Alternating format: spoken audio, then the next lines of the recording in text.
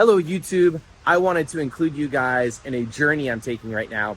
I know a lot of you guys want to buy a drift car. Maybe it's your first. Maybe you've already bought a bunch of drift cars and this is just entertaining for you to watch my pain and suffering and everything else. I put out a post recently about buying some LS drift cars because I needed some for projects.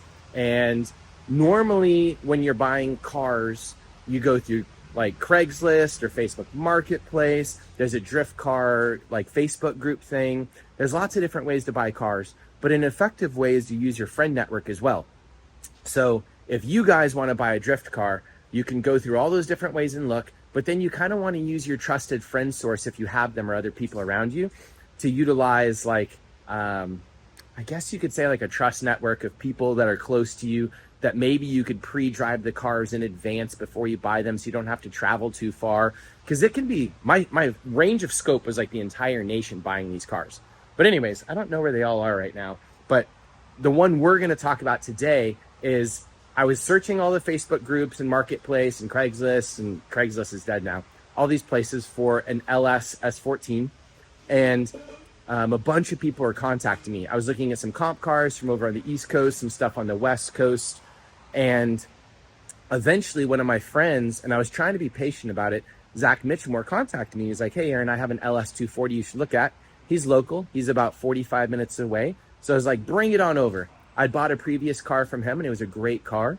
He's a like respected driver. He's won our Lone Star Drift Pro-Am series before, had a Formula D license, very good driver, knows about cars. So I was like, he's a trusted source. He's local. It's probably a good car because I know if he's been drifting it, it has to be good. It just went and did final bout.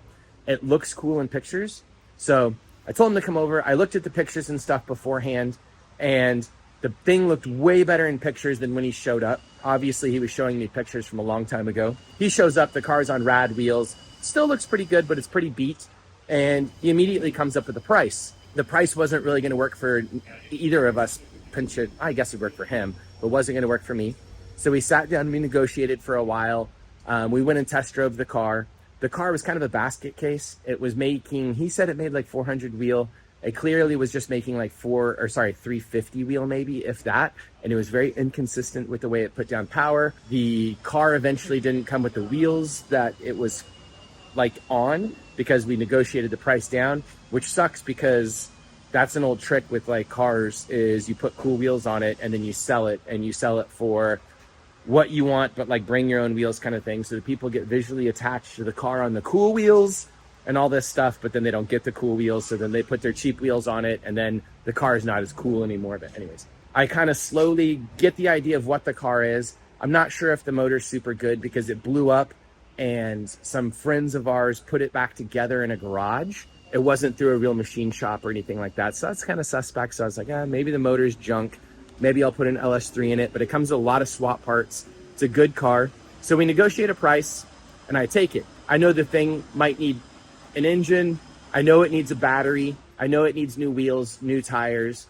The suspension components kind of rattle apart because they're PBM stuff and it's all like not soft mount stuff. So it's hard mounts. So they constantly loosen up and you have to nut and bolt the thing, which is kind of annoying. And other than that, it looks like a solid car. It looks cool. The seats kind of aren't my thing and the cage is really bad.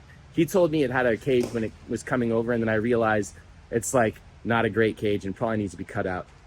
But it doesn't have a sunroof, which is nice. So it's a slip top thing and everything. I buy the car and I start driving it around a little bit and I'm like, I'm kind of iffy on it. And we bring it back to the shop. At the shop, I luckily have friends that are very good at tuning and all these different things. So they immediately find out that the ECU has the wrong voltage to it. It was 11.5 volts instead of like 13.5, which meant after fixing that, the car bumped up back up like 50 horsepower. I was feeling way better. Oh, and the car's on E85 too, so I have to get it retuned. So that's extra cost on top of that, like turn it back to pump gas because E85 is pretty hard to get nowadays. And the whole point of this is like, it's a big gamble when you're buying a super swapped, like built up car like this because it'd be dangerous. And I still don't know if it drifts very well or anything. So we kind of squiggled it around on the street, but that's not a great indicator because the e-brake wasn't working as well. And he said the e-brake worked really well, but it's a cable pull-up one and it's totally not working, which happens a lot because the cable stretch or whatever. And he had just been doing a bunch of drifting. So let's fast forward to today now. It's on the dyno. We need to swap it to pump gas. It was making about 350 wheel. Then after True and Mark rewired it, it popped up to about 400 wheel. It's feeling faster, which is way better because the 350 wheel in in LS is pretty lame. And now we're still not too much money in the car. I don't want to tell you the actual price. And it's on the dyno, and we're here at Track Star today. Oh, I thought Ethan was in the car. Anyways, we're here at Track Star today, tuning the car up, getting it ready to go out on a track day. I haven't shown you the car yet, but this is an S14 with an LS1 swapped in. These swaps, everybody thinks it's like a $4,000 swap. You realistically can't do this swap and be happy with it for less than, at least 10,000. Do you think that? Probably more like 12 or 14. That's on the low side by the time you actually have working parts and wiring and stuff actually runs. And a tune and HP tuners loaded on and swap headers and exhaust and the radiator and the fans and like the engine not being lame and revving to 6,200 RPM and all these things. It costs a lot more. So here's the car. It came on these wheels, but I don't get to keep them. I also have to replace the tires. So that's probably at least, $3,000 of pain to happen. The body kit is quite beat up, but it's not the biggest deal in the world, but it's cracked basically everywhere, which could be fixed, but extra stuff. Headlights are falling out everywhere. The rear bumper is held together because the pictures obviously didn't look like that. And I just want to show you accurately what it's like to buy drift cars. Let me turn this off. After I bought it, I took it and drove it to lunch, and I realized that while it does have windows that roll up, the door locks do not match the keys in the column, which means you can't lock the doors. Oh, I shouldn't tell the internet that. You can definitely lock the doors. The gas gauge does not work. It does not have an oil pressure gauge, which is a little bit of a pain, even though it does have a tablet and stuff on there. Dash is pretty cracked up. This cage is super, and it's hard to see without lighting, but it's like a bolt-on affair, which I don't love. It's gonna do some good for you in a wreck, but not as much as you would hope probably. The fact that it's a slick top without a sunroof is a big plus. Has an uncracked windshield, has working gauges for the most part, except that whatchamacallit thing. Super dirty back seat. But it is nice that it has an interior because it makes it a lot better to live with when you're trying to street drive it around. I don't get to keep that passenger seat, but I do get to keep the driver's seat. Driver's seat is pretty janky, and it is super high in here and leaned back, which is a little bit of a pain. So I might need to change that seat. I'm not sure yet. My shoulders don't fit in this thing at all, although my waist does. The paint's pretty poor. We could just wrap the roof easily. We could repaint it at some time. Not a huge deal, but the bones of the car are really good. Hood is cracked in a bunch of places, and it's super wobbly. Wonk, wonk, wonk, wonk, wonk. And everywhere that you can adjust something, whether it's a hood pin, needs to be adjusted. All the suspension stuff needs to be adjusted.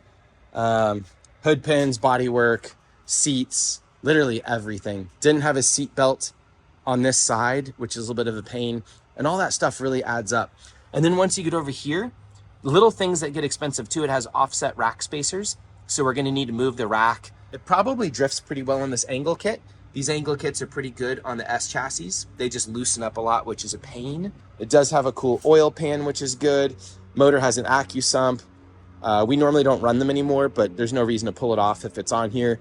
We just bumped it up to 7,500 RPM from 7,000. It does have a Z diff in it. I think it's a 3.5, but I'm not sure. All right, I have talked enough. All right, Ethan. Ethan's the tuner. Yes, sir. All right, how's it going? What's going on with the car? I think, initially it came in, it was on ethanol. It had a pretty rough map on it. Not the worst, but a pretty rough map. And I got that cleaned up to some extent, but we didn't have a wideband in it. I think it laid down 428 on ethanol, but without really real tuning, and now we're laying down 438, 439, and on pump gas. So it's making more on pump gas? Yep. Why is that? Can you explain that? I mean, just because it wasn't optimized on ethanol before, I would say. I should have been able to make more on that, but I think you just wanted to keep it on podcast, right? So. And is this about how much an LS1 should make with these mods? Or it should make less or more? Seems to be a little bit more than your average LS1. But you know, it's about choosing the cam that matches the rest of the setup. So I guess the compression's a little bit higher on here. And then I've gotten into some kind of deeper changes, not just, you know, the amount of fuel, but the timing of the fuel. So like the start and the end of injection timing is a big thing on any car that has an aftermarket cam. Those numbers that, you know, in the 360 degrees, where you start fuel, where you end fuel, is going to be different with an aftermarket camshaft. So that's something I don't hear talked about regularly, but that's the stage that we're at right now. Is the last change I made was bumping those numbers up a little bit, and it liked it, and I'm going to keep moving in that direction along with a couple other refinements. How many LS cars have you tuned in the past? And I don't know, there's 1,300 credits on my HP tuners cable. God. So that's got to be like, I mean, those weren't all Chevys, of course, but that's at least like six or 700, you know, American cars on that unit alone. And is this a junk car? Like, the premise of this video is I bought a drift car, which a lot of people want to do, and it was kind of like not running great when we got in and stuff. Is it a good engine? Is it healthy? It shows every sign of being good to me. Yeah. You think so? Yeah. Let's watch some pulls. Let's see some dyno sheets, and then we are going to take this thing drifting, and you and I are going to go drift it together, and we'll do a little bit of street driving and continue to see like what the car is like and everything, and then I'll share my final thoughts on whether it was a good purchase, because right now there's a huge puddle of fluid underneath it as well, which is annoying. And then we can talk about how much the thing actually ends up costing over, because there's tuning that we're going to have to do. There's wheels and tires. There is leaks and stuff, extra parts we need to do. We're going to need another seat, and we're going to need something else. And all that was not stuff that I really bargained for and the original negotiation, and it's probably going to up the price of the car at least 25%, which is something big for you to think about when you're doing something like this. Luckily, though, I didn't have to deal with transport across the country, because I did buy 3 of these cars. One was actually a swapped E36, which this car actually is full interior as well and drives amazingly well on the street. It drives like a cream puff. Drew and I took it to breakfast the other day. It's just like a car. It's fine. Let's talk about this dyno sheet real quickly too. So he's overlaying curbs, he's making changes. There were some pretty substantial changes earlier, because I got up here when they were partially done tuning it already. It's making really good numbers. So that's a run, that's a run, that's a run. You can see him experimenting a little bit and picking up power throughout. And this is really, really convenient for me, because we share the same shop. So Trackstar and Ethan are up here, and then it's True's dyno, so we just roll the car on the dyno, and I think they're planning to put my comp car up there afterwards. Yeah, so we need to do back to back, because this makes no sense versus the 6.0. So the 6.0 is a probably like $10,000 motor, because it's rods, pistons, LS3 ported heads, which are right there. That's probably over $2,000. Cam, springs, LS7 lifters, LS3 intake manifold, and then machine shop cost to put everything together, crank. But it kind of doesn't matter with the actual horsepower, because this car rocks and it's been working forever.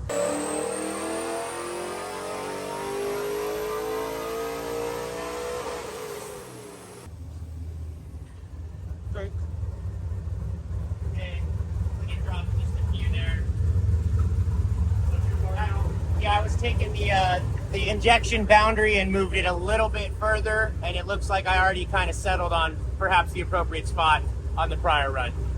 So, and that also will change the AFR throughout the run just by changing the time of injection there. So it actually went a little bit richer on that run versus the prior run.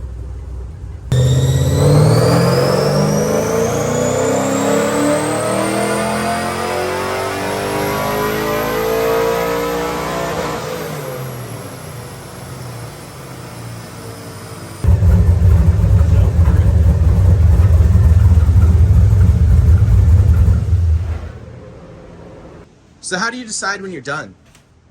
When I make changes, you know, I add another degree of timing, and I see, okay, it went down, and I know, okay, that's the end of the timing. I might go into the, you know, the fuel injection timing and change that until I stop making gains, or I get a gain that's kind of inconsequential or not enough. When we were on ethanol yesterday morning, I just kind of arbitrarily added a couple degrees, and the car actually only made 2 more horsepower on 2 more degrees of timing. So that tells me that timing is not a good add. If you know, if it didn't add 5, 6, 7, 8, then it's surely not worthwhile, especially at 2 full degrees. So tuning for MBT, so you're tuning for max brake torque, and you know that once you go too far with timing, the torque's either going to fall or it's not going to add. So if you're adding extra timing and your power isn't going up, then you may, you know, pull 4 or 5 degrees out, see if it drops. So some cars you'll see like either base timing wasn't checked properly, or something isn't set up properly, or maybe the timing table's just way too aggressive. You could pull, I've seen one, I pulled 10 degrees out of a map that showed up and it picked up 20 horsepower. So that means it was way past MBT, and you're just like creeping up on max power and then turn it back down a little bit, so you're not, you know, taking every little bit you can get. Interesting. well said, well said. What is this? So this is the timing table that we're currently operating on. And here it is graphically, which I always like to look at both the fueling and the timing tables graphically. And if you compare to that to, say, a stock or many other files, that can be the most telling. When I first have a car come up that I'm you know, trying to analyze the tune that's on it, if I pull this up and it's, you know, crazy Rocky Mountain looking, then you know, that's not a good sign. How was the tune when it came in? Was it Rocky Mountain? It had several parameters that were pretty good and smooth, but it also had a couple kind of fundamental things wrong. On this car, a key thing was it does not have a MAF, and the MAF had unfortunately not been failed correctly. So the codes had been turned off such that it wouldn't throw a MAF code, but that's actually not what we want in this case. We want it to throw the MAF code immediately to throw the car into pure speed density. So I think it was doing some kind of inconsistent things as it was, and now it seems. I mean, I think we've had like 6 runs now at 435 through my changes. So I think the car is consistent, and you know, everything looks nice too. The log looks nice. The information in the tune file looks nice. Makes me feel you know, warm and fuzzy if I can make the car run well and have a perfectly smooth everything. Cool. Me, just when I was backing this car up, it would take like 3 or 4 restarts just to back it into a spot sometimes, because like it was fighting the diff a little bit, and then the tune was it was the ECU voltage dropping. Yeah, even after that, after it was fixed, it was still like with a big cam and all these different things. It was like boom, and it would die, and I'd have to restart it and slip the clutch more. Hopefully none of that now. Better be better. Better be better. Awesome. Well, thank you so much. This is so convenient. We just roll a car up. Here's your final numbers: 439, 439. What would it start at? Basically like 4. Oh, do you have the graph so we can see it? My first run on ethanol was 399. My very first run today on ethanol was 399. 399. Yeah. So what is this? That's 35 horsepower from thing to thing. So we picked up 35 horsepower in the mid-range. So we might have only picked up a small amount in the overall, like the top end, like 15 horsepower. But yeah, but picking up 30 in the middle is crazy. That's 435. So that's 35 torque we picked up actually tuning in. And you're going to spend more time drifting and doing everything probably from 4,000 to probably 5,000. So we picked up a good amount of power there, which is crazy again, because the green line is E85 and the red line is pump gas. So that's pretty cool. Thank you, Ethan. All right. Pimp Trackstar. How do they find you? Facebook, Instagram Trackstar Motorworks is probably the best. Cool. Best path. He tunes a bunch of Lone Star drift cars, so thank you for keeping them on track. And thank you for having a shop that I can make a junkyard out back. You're welcome. Let's not address this. Oh, guess what I had today? Spicy tonkatsu. All right. We were going to go get ramen last night, but it was too Without late. me. Thanks. Yeah, Yeah. appreciate it. Thank you for rubbing it in my face. All right, let's go put this car in the dyno. By the way, this is about best, since this is a buying a car video, I'm kind of getting off track a little bit. This is the best case scenario that it could have been for buying a car, is the engine was as healthy as humanly possible so far. It still has some lifter noises. I think we're gonna need to spend some money on springs and lifters and stuff. But it sounds really good once it's in RPM and stuff. It's making really good power. That is about the best case scenario it could have possibly been. When we bought the car, I was thinking maybe there was something physically wrong in it, and I was kind of gambling and rolling the dice. And if there was something wrong with it, I overpaid. And if I got lucky, I probably paid a decent price.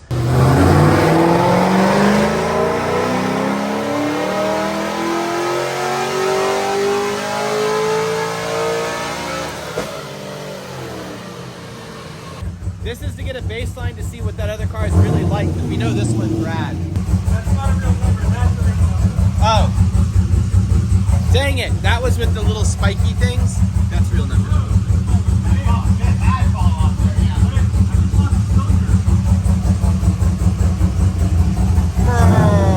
Oh. That's not good. Looks like it. Tires were spinning. Yeah, It the doesn't tires matter. did It still spin. made no power up top. If the tires are spinning, it's not going to make power. Listen to everyone argue. This is It hooked up at hilarious. some point, but it didn't spin the whole time. Yeah, no, at the end they were spinning, like it was just blowing smoke out. I think that was while I was slowing down.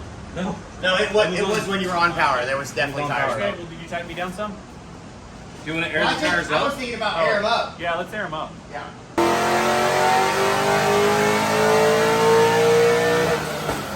See what she did. Hold on. He's got a load. Oh! That's by far the best run it's ever done. 462.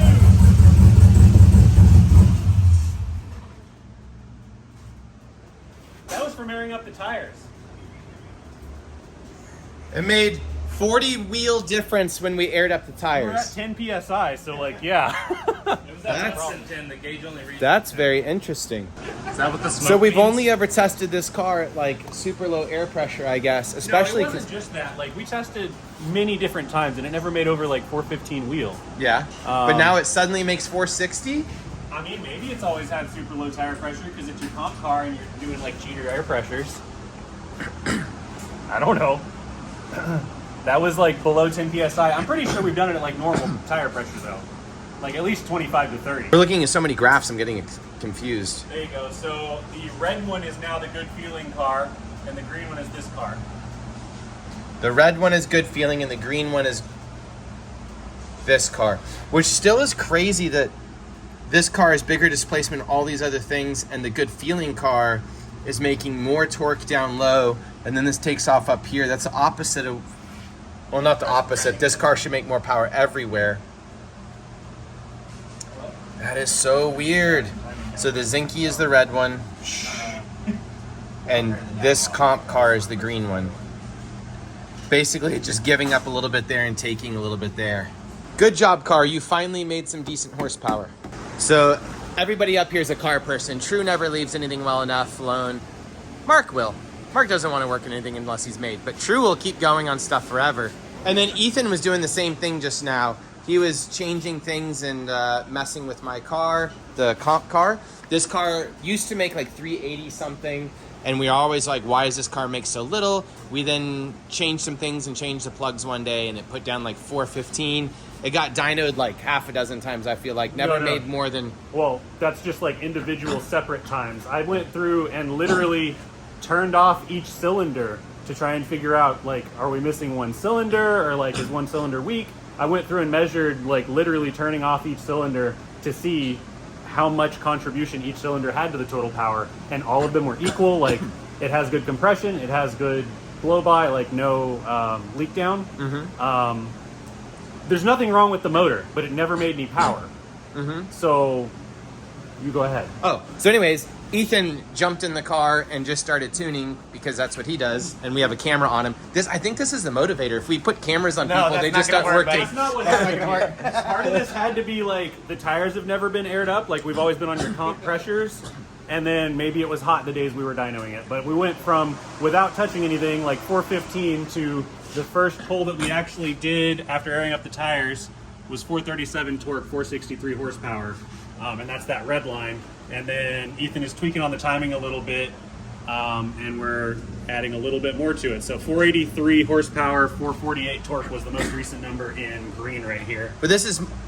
First of all, it makes less torque than the LS1 down low, but this is 60 wheel horsepower more than we've ever seen out of this car, and we were just putting it on the dyno for a baseline for the Zinky, Just so we which had a is comparison. ridiculous. Because none of it made any sense, we needed a sanity check, so we threw it on and it made 463. So Now that I see the car's actually making, power, then I'm Now like, you hey, can let tinker with me, it. let me actually do some tuning now, Now we're all kind of excited, and I'm supposed to leave to go pick up the baby, and I'm kind of curious what this is going to do now.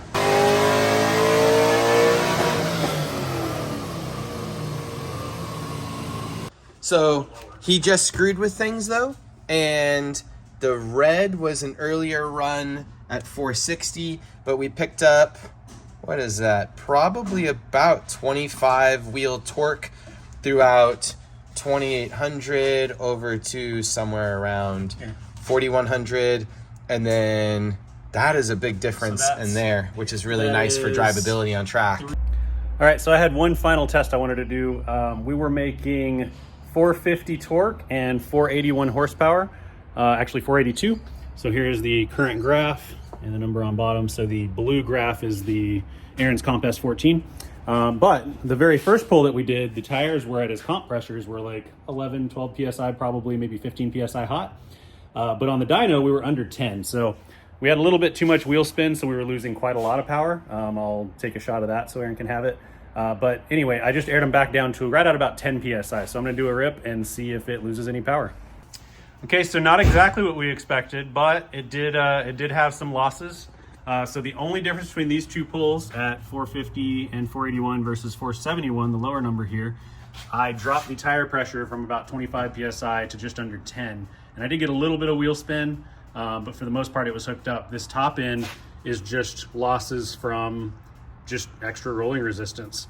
So anyway, that's the difference just on the dyno run from 25 PSI down to just at 10 PSI in the tires. One more thought on the 10 horsepower difference here. That's not the actual real world thing because that's only the peak number. So if you actually look up at the very top end here, that is about a 50 horsepower difference between the top end of these two curves. So if you're having an issue on the dyno and chasing the very top end, it could be timing, it could be cams, it could be intake or something, but it could also just be your stupid tires are low and your top end can't come up. All right, part 2 of this video. We are now at Harris Hill Raceway with Harrison Hill himself, Johnson. Mr. Hill. So the car is now on RPF 1s. So those wheels that are not mine are off of it. It actually looks really cool. Looks way more Aaron and race car. I still hate the tabletop bumper thing. We are going to go test it on the racetrack in just a minute. But I want to talk to Harrison for a second. Come here, Harrison. What up, Aaron? Come here. Oh, couple quick notes. We have 265s on the front. Everything might hit. It's really close. And then this is stupid close in the back with 285s. So we might just break all this stuff, or it might work. We're going to find out in just a bit. But you can see that there is no clearance. But I love my 285s. All right, come here. All right, tell me the story of this car real quickly. Harrison was a previous owner before Zach. It had a blown motor. They threw together junkyard parts and cheapoed on this. Know what happened? Basically, so my buddy John Geiger built this car whenever I was first getting into drifting. Mm-hmm. And it was honestly, it's a pretty nice build. He didn't drive it for 4 or 5 years. It just kind of sat in his trailer. And he told me that he wanted to get rid of it. So I bought it. I had fun with it. Zach ended up talking me out of it to go do final bout. I actually spun a rod bearing in it out here. Oh, God. Rebuilt the motor, and it should be good to go now. Should be fine. You're running at 7,500 though, which is a little scary to me. Do you know why it spun the rod bearing? I think oiling. I ran the car probably 3 or 4 events with E85 on it, and the car was running pretty rich. So like, whenever I drained the oil, you could smell it had a decent amount of E in it. So I'm thinking that's probably why, but it also has a sicky oil pan. So. And did it have that AccuSump on at the time? Oh, God. Well, hopefully we don't repeat this with another rod knock, but I have an LS3 for it just in case. Car looks cool. Do you think it's a decent car and we didn't get robbed on this thing? I think it's a super nice car, honestly. It's very well put together, and it's one of the straightest hubs I've seen around. How much do you think I should have spent on it? I think if you spent under 20 grand on it, you're great. Okay. For what it is. We're going up in suspension right now because we were rubbing the tire, making little cuts in it, and it was filling with smoke. That little bit of rubbing was enough to fill the car with smoke.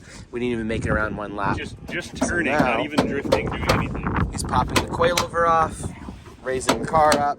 The car will then be kind of unaligned in the back, so maybe we'll tow it, maybe we'll do whatever. With 285s on the back, your alignment doesn't matter that much sometimes. And let's keep going. Yeah, we're not gonna have this. We don't have it plugged in. That's weird.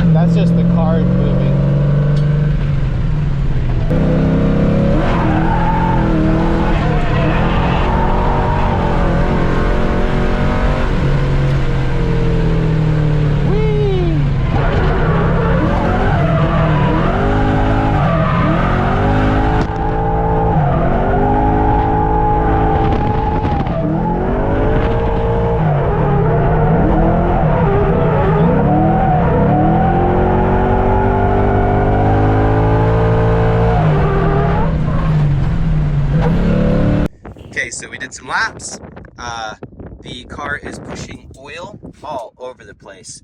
So it's leaking out the catch can, on the frame rails, it's on the header wrap. We realized it because it was going up the windshield. We're getting oil in the windshield here. I don't know if you can see it too well. So there's oil all over the place. So we're gonna deal with that. And it's even on the coilover over here, I think, making a mess. It's just spraying down. This is all oily. So we'll figure that out. Where's the little valve? Don't burn yourself. I won't. There it is. And then the handbrake Oh, doesn't God. work at all. That's a bunch of fuel at first. Yeah. E85 shooting out. Mm-hmm. That's probably just been in there for a minute. Oh yeah, that whole bottle's almost full. Yep. I never really filled this up for me, but What's it smell like? fuel. It's nasty. Yeah. It's definitely mostly all fuel. Yeah, it looks like it. All right. Well. Oh God, Harrison. Dang it. Video proof.